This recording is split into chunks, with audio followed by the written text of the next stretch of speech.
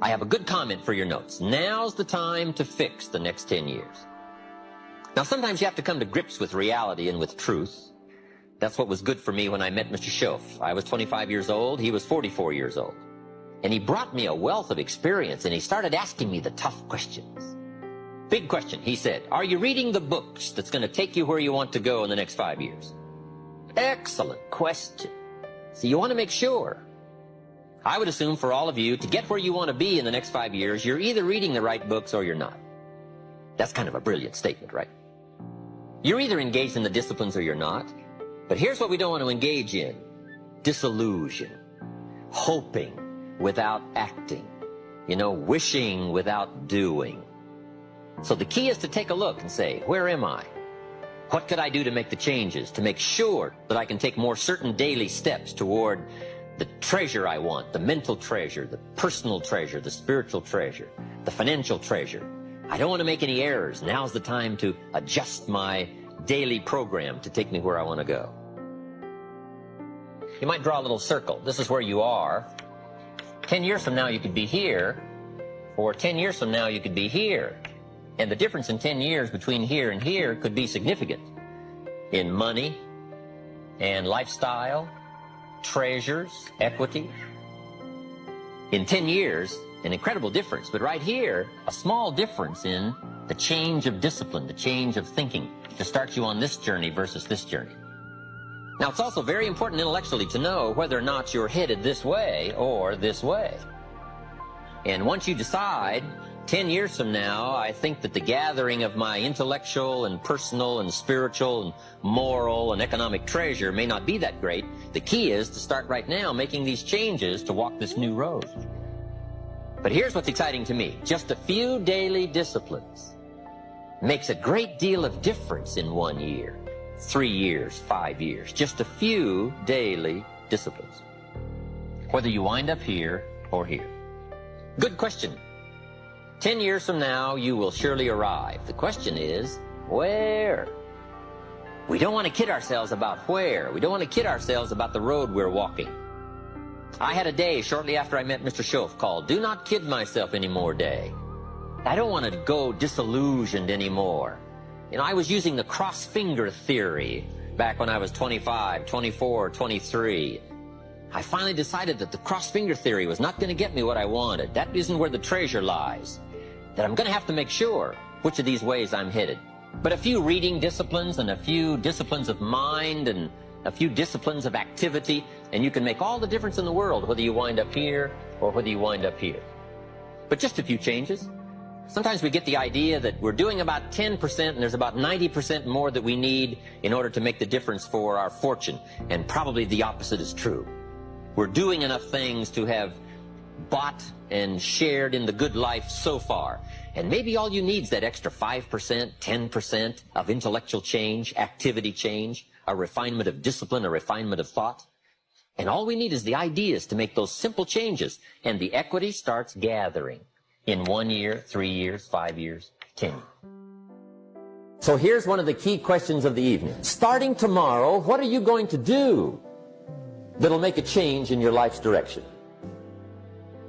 Good question. What are you going to do starting tomorrow that'll make a difference? Now see, if you don't do something starting tomorrow that'll make a difference, guess what? It's gonna be the same.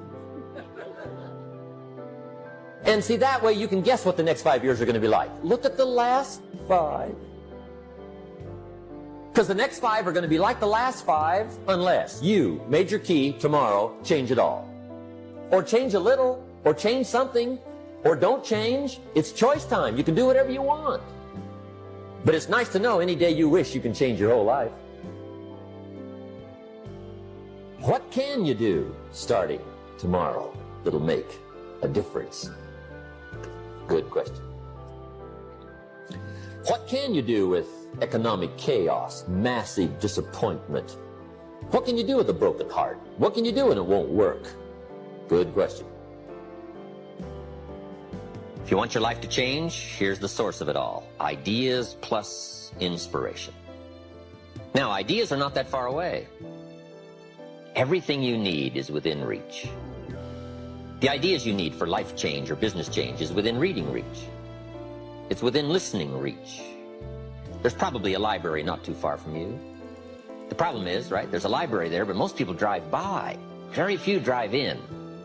Do you know how many people own a library card in the United States? 3%. And guess how much they cost? Nothing. Wow. But see, it's within reach. Now, the key is, who's going to reach? There's a simple Bible phrase, and I'm an amateur on the Bible, but here's what it says.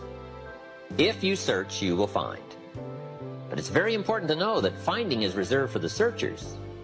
We don't find what we need, we find what we search for. Needing is not the prerequisite to getting value. You can't be a needer, you have to be a searcher.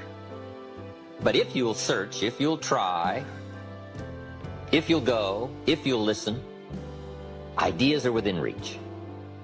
And ideas are life-changing. There's nothing so powerful as an idea whose time has come. A business idea, a social idea, an investment idea, good health idea. All you need is just the refinement of an idea to make an impact on your life. Gather treasure, gather equity, gather wealth. Because it doesn't take much to make a significant difference as the time passes. A good note for you to take. We could all use a little coaching. Listen to someone's experiences and see if it might cause for you a little moment of correction so that you can make some changes that'll add up to some extra worth in the next 1 year, 3 years, 5 years.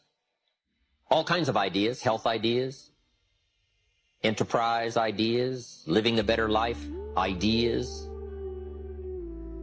Now, if you're excited and you're ready to change, find out how things work. The first key to doing better is find out. To change your life, really, you need ideas. There isn't anything an idea can't change. And Schultz taught me the major problem is lack of an idea, not a problem. At first, I didn't have any money. I said to Mr. Schultz, I don't have any money. He said, that's not a problem. Now, see, up until then, I always thought it was. Right? I was confused. He said, no, the problem is lack of an idea on how to create money and wealth. It isn't lack of money, it's lack of ideas. So if you get the ideas, see, you can change anything. Now, to get ideas, you need a constant study of finding out. Now, Schultz also said, when you find out something that works, put the information in your journal. Don't use your head for a filing cabinet.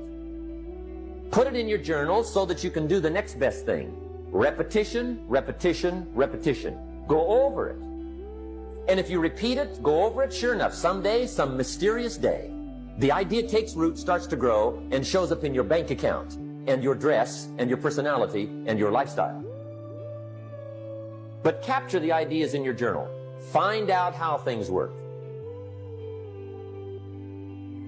Schultz gave me this word for my life change. He said, study. Great word. If you wish to be successful, study success. If you wish to be happy, study happiness. If you wish to be wealthy, study wealth. Don't leave it to chance. Make it a study. Some people just go through the day with their fingers crossed. See, that won't do it. You've got to study the things that can change your economic, social, spiritual, personal life. Become a good reader. All of the successful people I know and work with around the world, they're all good readers. Curiosity drives them to read. They got to know. Become a good reader. Now, that's my opinion. Listen to the other lecturers and listen to me and make up your own mind. Don't be a follower. Be a student. Okay? I say, really, for life change, you got to read. One way to learn is from your own experiences, but another way to learn is from other people's experiences. See, one book might save you 5 years if you read it. Did you know there's books on how to be stronger, more decisive, be a speaker, be a leader, have a better effect on other people, develop your personality? Did you know there's books on that? And people don't read them? How would you explain that?